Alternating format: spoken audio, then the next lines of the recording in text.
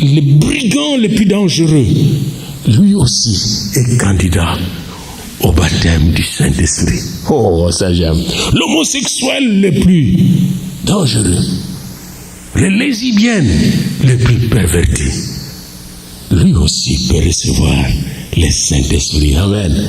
C'est pourquoi nous disons toujours chanter. Le Saint-Esprit est là, le Saint-Esprit est là, la mort a disparu.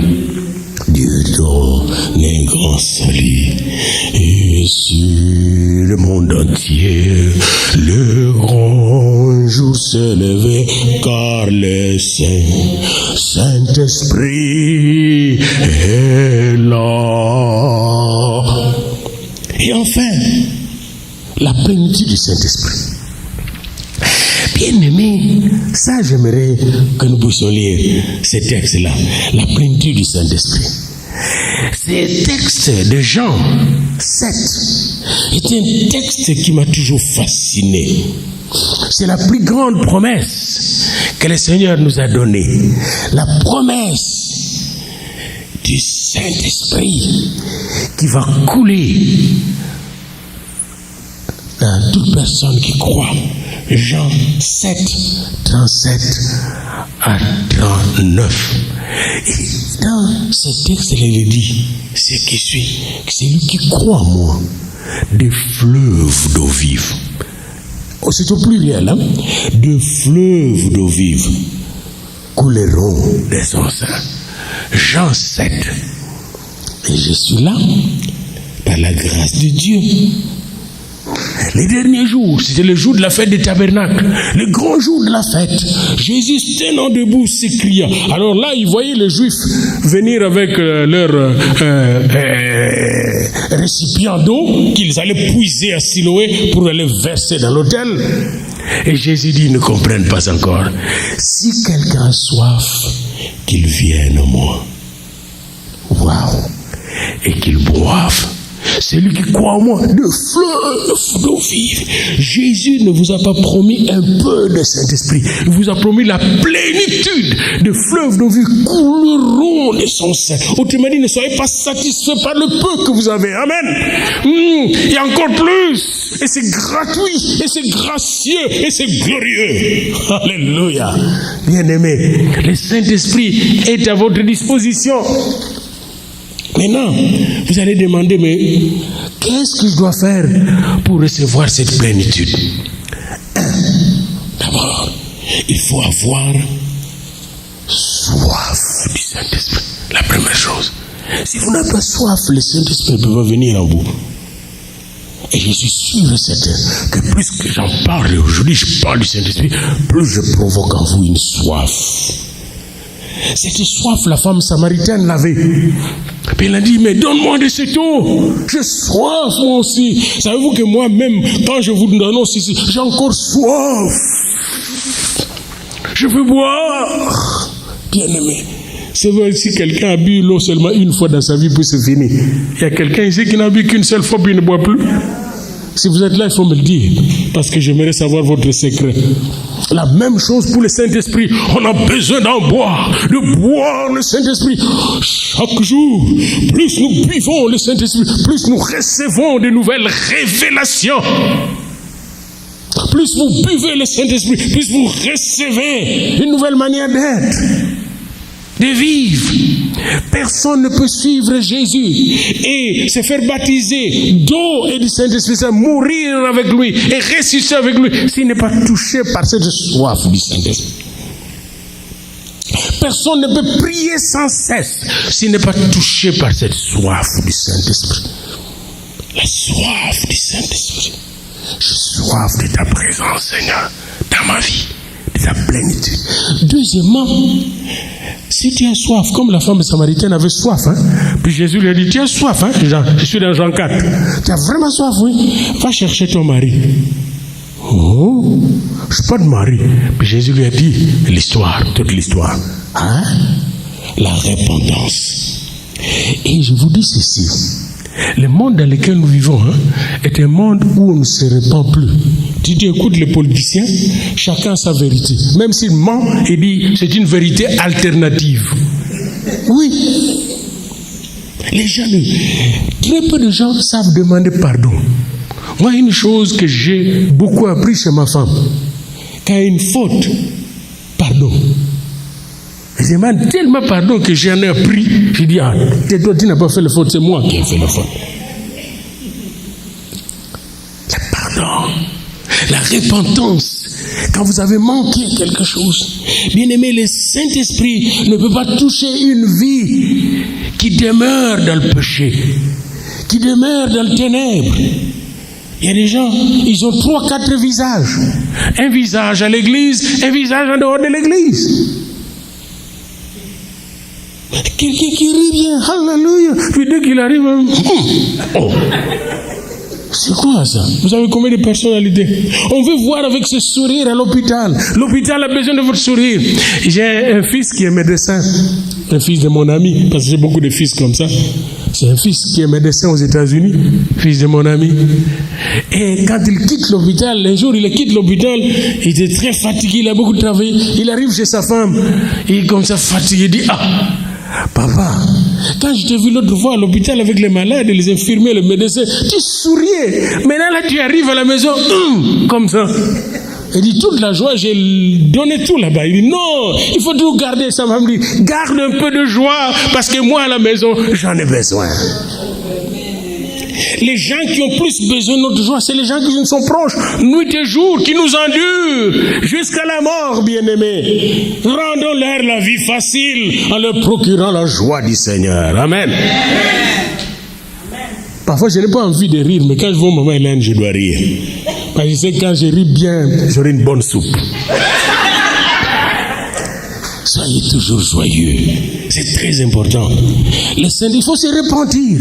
Si tu commets une erreur, il faut pour bien se préparer. Je me rappelle encore le 11 avril 78, j'ai appelé une sœur, Jeanne, dans ma chambre à l'université. Je voulais recevoir le baptême du Saint-Esprit.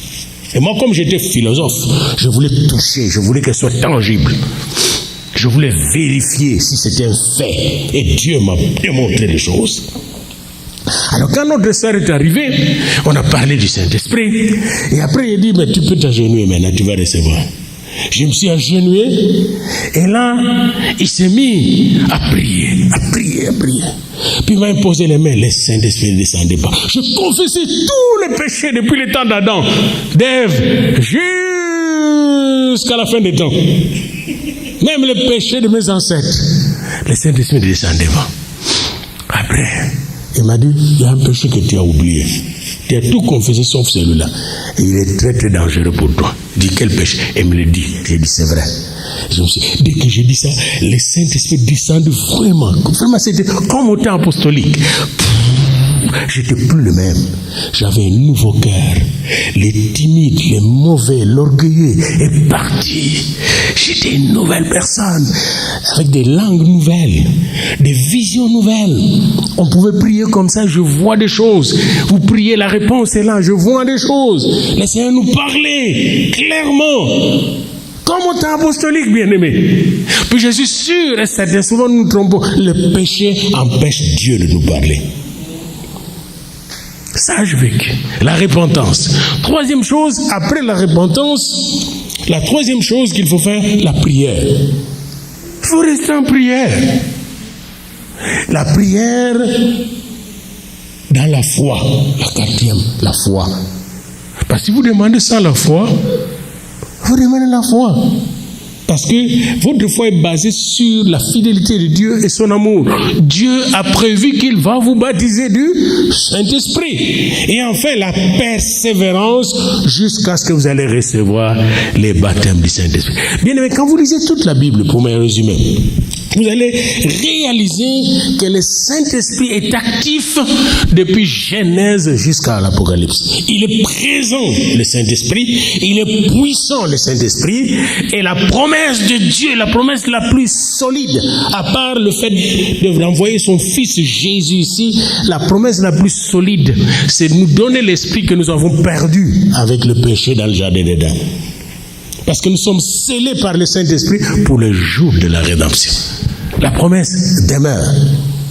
Et le Saint-Esprit veut venir en nous dans toute la plénitude de cet Esprit de Dieu, dans toute la plénitude de la connaissance de Dieu, parce que l'Église que vous voyez aujourd'hui, comme on l'a occidentalisée, l'Église dans laquelle on est, elle est occidentalisée. Elle n'est pas l'Église biblique au départ, la nôtre y compris. Parce que la première Église, vous savez, avait combien de pasteurs? 12 pasteurs. C'est pas un pasteur et un curé. Non, c'est 12 pasteurs. Et ces 12 pasteurs, il y avait parmi eux des apôtres, des prophètes, les évangélistes, les pasteurs, les bergers et les docteurs. Et la première église avait toujours ces 5 gros ministères. Les apôtres, qui avaient l'apostolat, les prophètes, les évangélistes, les pasteurs qui prenaient soin des autres et les docteurs. Aujourd'hui, on n'en a plus. On met un pasteur là seul. Non, la première église avait 12 pasteurs. Pourquoi? Pour prendre soin du troupeau. Ces 12 pasteurs étaient les apôtres du Seigneur. Ils étaient 12. Et les femmes étaient très impliquées dans la première église. Très, très impliquées. Allez dans Romains 16. Vous allez voir la liste de femmes que l'apôtre Paul donne. Les femmes n'étaient pas là seulement pour s'asseoir. Les femmes étaient très impliquées dans le ministère du Seigneur. Elles ont joué un grand rôle dans la circulation de l'évangile.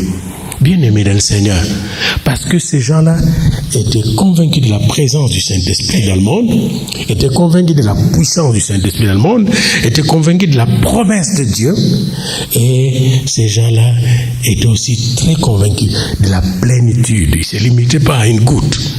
Je peux vous donner le Saint-Esprit avec une goutte. Une goutte. Non, ne vous contentez pas à une goutte. Soyez remplis du Saint-Esprit. Exactement comme au baptême. On plonge les gens dans l'eau pour qu'ils meurent totalement. Et on les ressuscite. Mais dans le baptême du Saint-Esprit, le Saint-Esprit, maintenant on te plonge, mais le Saint-Esprit vient te remplir comme le chute Niagara, quand vous allez là, ça tombe sur vous. Hein? Vous voyez la fraîcheur de l'eau. Le Saint-Esprit va vous rafraîchir. Et en tombant sur vous, comme ces chutes, ces belles chutes de Niagara que j'aime bien les regarder, mais il ne faut pas descendre là. Et enfin, je me réclore parce qu'il faut terminer. Le Saint-Esprit est à la disposition de toute chair. Amen. Ne limitez pas le Saint-Esprit. Même si vous voyez quelqu'un qui est mauvais, votre clé c'est le Saint-Esprit. Il est à la disposition de toute chair. Autrement dit, même dans vos défauts, ne vous éloignez pas du Saint-Esprit. Parce que c'est le Saint-Esprit qui va corriger mes défauts. C'est le Saint-Esprit qui va me rendre parfait. Je ne peux pas me perfectionner moi-même. J'ai besoin du Saint-Esprit. Le Saint-Esprit est à la disposition de toute chair. Mais encore, pour le recevoir, il faut tout simplement avoir soif. Premièrement, il faut se repentir, il faut prier avec foi et persévérance, et à la fin, si vous faites cela, vous allez recevoir. Pourquoi vous allez recevoir? Parce que celui qui a promis est capable de réaliser sa promesse. Amen. Dieu est fidèle. Amen. Le Saint-Esprit est là. Le Saint-Esprit